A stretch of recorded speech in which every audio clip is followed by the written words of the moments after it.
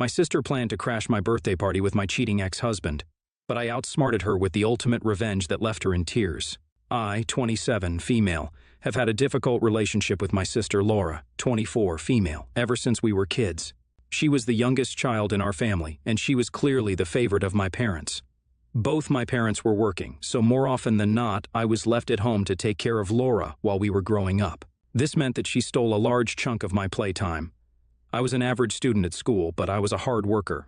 Laura, on the other hand, was a brilliant student, as she didn't have to put much work into scoring marks. So, she would score better marks than me in classes that I had already passed. My mom would often compare our marks and tell her that I scored less than her.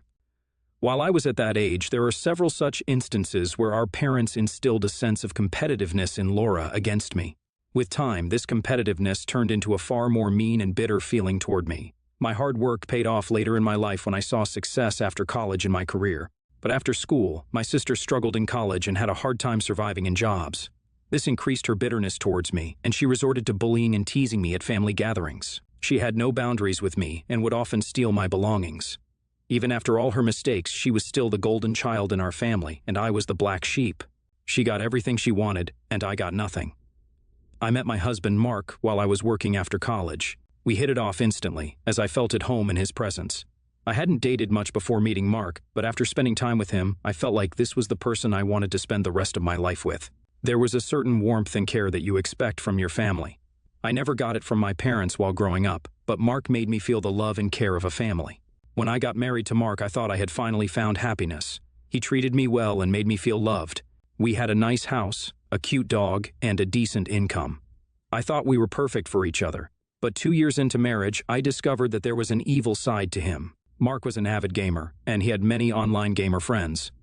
A year into our marriage, I noticed that Mark was more involved in gaming than ever. He would stay up late at night to play, and often, by the time I woke up, he would still be gaming.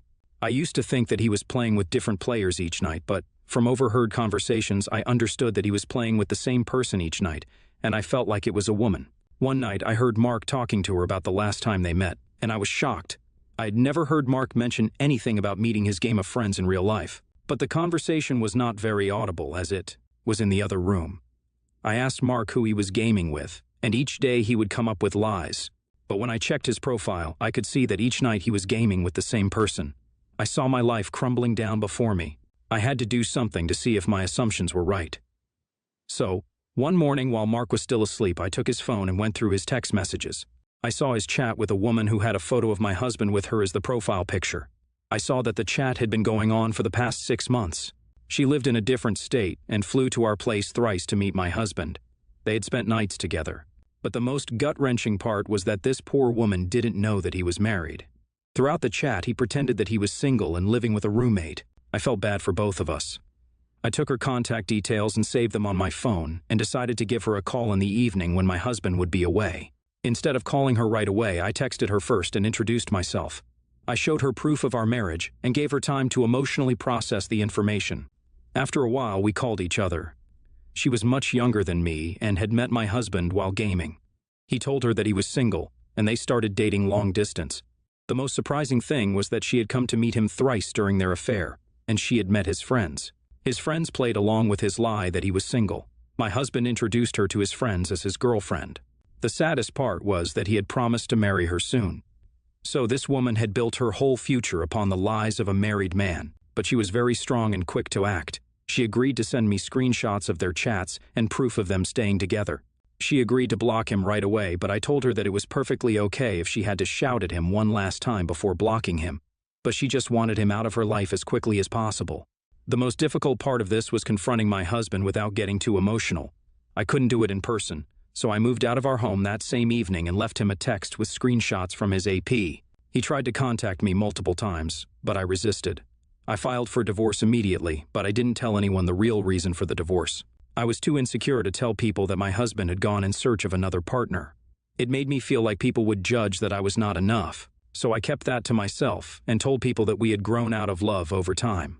I had met my sister a couple of times while the divorce proceedings were happening, and she had always sided with my ex-husband.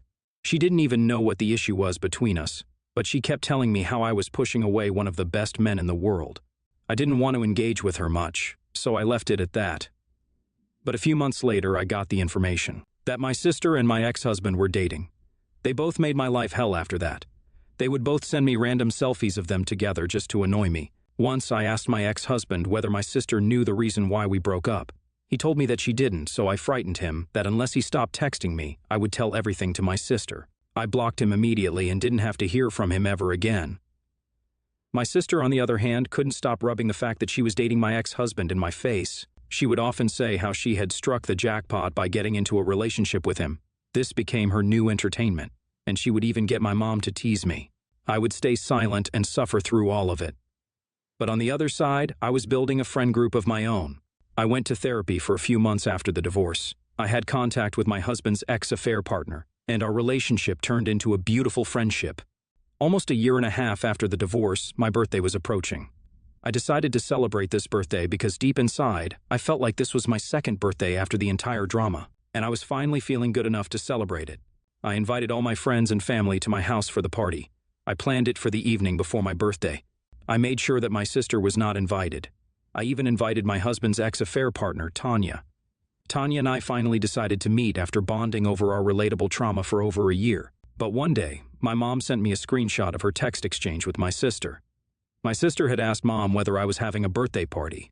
My mother didn't know that I didn't invite my sister, so she gave her all the information regarding the party. By the end of the conversation, my sister told my mother that she was planning to turn up with my ex-husband as a surprise for the party. My mother felt like it was incredibly rude for her to do that, so she texted me about it. I was devastated at first, but I decided to play my own game. I contacted Tanya and told her about my sister's plans and how I wanted to get back at her. My plan was simple. I chose my cheating husband as the theme for my birthday. I asked Tanya to send more screenshots of their text exchange. I took screenshots of all the texts that my husband sent me, begging me not to reveal his cheating to my friends and family. I took printouts of the chats and framed them like they were works of art and hung them all around the main room. There was a huge banner in the middle of the room that said, "Happy cheating, Mark." Tanya was present as well, so my plan was perfect. I knew that my sister was proud of having a loyal boyfriend, and this was going to be a blow to her face. On the evening of the party, most of the guests were surprised by the theme of the party, so I had to explain to them about it. We waited there for my sister and my ex-husband to arrive. My parents requested me multiple times to take it down, but I was stern. Tanya and I held hands together to welcome them when they arrived. When they came in, I could see the look of surprise on my sister's face, which soon turned into horror. She went through the screenshots trying to hold back tears and looked at me in disbelief. She then ran back towards her car, avoiding Mark. Mark was dumbstruck seeing Tanya and me together, and he felt ashamed at being outed in front of a group of people.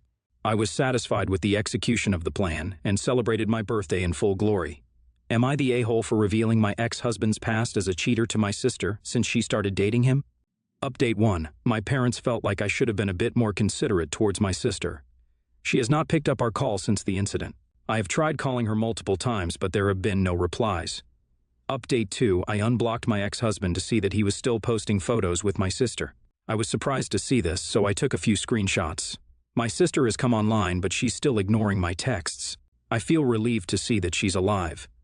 Update 3. Even after 2 weeks when I got no replies from my sister, I sent her screenshots of the post made by my ex and told her that she shouldn't have continued dating him.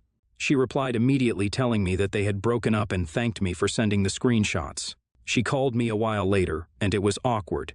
She apologized to me during the call, and I forgave her. Apparently, my ex was posting their old photos to make people believe that they were still dating. That is another reason to hate him. It's still awkward between us sisters, but I think we can work on it from here. NTA, cheetahs belong on the streets, and you showed him where he belongs. That's the perfect way to expose a cheetah. YTA, you had all this evidence, and you still allowed your sister to date him. That talks a lot about you. You should have warned your sister about him much earlier. Next story, I am 30, female. I have a brother, Matt, 45, who has been with his girlfriend Lexi, 33, for 2 years. Lexi has a daughter, Bella, 5. I have a daughter who's 3 years old. We all live in the same city, but Matt and Lexi live in the suburbs. And I live in the city center, so about 45 minutes away. While I see Matt on average every 3 weeks, I only see Lexi and Bella every 2 to 3 months at my parents' house or for occasions gatherings. 2 days ago, I got a text from Lexi asking me to babysit Bella on Wednesday because she would not be at school due to teachers being on strike. She said she forgot about the strike and had not taken the day off work, and had also made social plans for after her shift ended. I said no to babysitting and thought that was that. Yesterday, around lunchtime, I was having a skin treatment when one of my cleaners came to tell me that Lexi had dropped off. Bella. The cleaner had answered the door, and Lexi had said she had arranged to leave Bella with us, and the cleaner was unaware this wasn't the plan and let her in. Lexi then left. I was livid. I immediately called Lexi, and after 4 declined calls and voicemails, I sent her a text saying if she didn't return for her daughter within 15 minutes, I was going to call the police to say she had abandoned her child. I phoned my husband to tell him what's going on, and he calls Matt and tells him to sort this out. A few minutes after speaking to Matt, Lexi reappears. She marched straight into the den where Bella is watching TV, saying how evil we were for telling Matt and threatening to call the police. I tried to get her to come and speak in the study so Bella couldn't hear, but she just kept going on. I reminded her that she intentionally abandoned her child, but she kept going on about how she was desperate and needed to go to this social arrangement and how she never had time to do anything. I reiterated that, be that as it may, she can't just leave Bella with us when we didn't agree to it. Lexi kept bringing up excuses until my husband lost it and told her in no uncertain terms to leave. By this point, Bella was in hysterics and Lexi seemed totally frazzled. This has since turned into a big thing. Lexi has been posting cryptic things on social media about how hard it is to be a mother when people you expect to be there for you won't help you. I've received texts from her saying Bella is devastated to find out that we don't like her. I've now blocked Lexi. My parents have heard about it, and while my mother is firmly on my side, my dad said, was it really worth upsetting Bella when she was already there? Matt says that while Lexi was in the wrong once she had left, we probably should have just kept Bella and argued about it later. Matt also thinks my husband owes Lexi an apology for intimidating her, which I don't think he does. NTA, you did the right thing calling Lexi to come get her kid. If you had let Bella stay, Lexi would think she could drop off her kid any time knowing that you would end up keeping her. No one owes Lexi an apology. It is her fault that Bella got so upset. NTA, that's the whole trick of dropping off kids and leaving. Your dad needs to wise up and shut up. Let Lexi know your dad has volunteered to have Bella illegally abandoned with him. Next story. I, female, 19, live with my stepsister, Nicole, female, 20. We live together in a small 2-bedroom apartment whilst we both attend the same college. Our hometown is a small rural area that's around the 3-hour drive away. My dad married Nicole's mother around 11 years ago. Nicole and I know each other pretty well and have spent a lot of time together. We haven't always gotten along, which siblings have, but we do consider each other sisters. Anyway, on to the story. So, me and Nicole both got sick of dorms and moved in together around 2 months ago. Back at home, Nicole never cooked for herself, not beyond microwave meals anyway, and now that we're both supposed to be living independently, she started cooking. Nicole keeps forgetting to turn off the stove or oven when she's finished with them. At one point, this nearly caused a full-blown house fire when she forgot about the stove whilst a paper plate of hers had been left on top of it. I kept gently reminding her to turn off the oven stove when she's done with them, but she just doesn't seem to listen. I even tried putting sticky notes around the kitchen to try to remind her. Eventually, Nicole got irritated with the reminders and told me I'm treating her like a child. I said I'm sorry if it came off that way, but she needs to remember. The problem has just kept persisting, and a near miss with the house fire happened again when Nicole forgot about the stove. And she didn't hear the smoke detector because she was blasting music on her AirPods. Luckily, I noticed it and was able to put it out. I tried to have a talk with Nicole and told her this needs to stop. Nicole just got mad before I could even suggest anything and told me to get off her case. She said I'm overreacting and that she can handle it. She refused to listen to anything I had to say and kept talking over me. This has started to make me really anxious, especially when Nicole is home whilst I'm out. I bought some plastic child locks for the knobs that control the stove and oven, and I placed them on there. I know Nicole can't open child-proof stuff. This way she can't use the stove or oven when I'm out of the house. When I'm home, I can make sure nothing happens. Me and Nicole have similar class schedules, so this shouldn't inconvenience her too much. Nicole went ape when she noticed them and started screaming at me and told me I'm a control freak and bullying her. I yelled back at her and told her I wouldn't be doing it if she could act like a responsible adult. Nicole called me a bee and said I have no business controlling when she gets to cook. She's now gone to a friend's place and has blocked my phone number. My dad and stepmother got concerned after getting texts from Nicole, and they kept messaging me about it, telling me I need to get Nicole to come back. Am I the a-hole? NTA, you were treating her like a child because she's acting as irresponsible as one.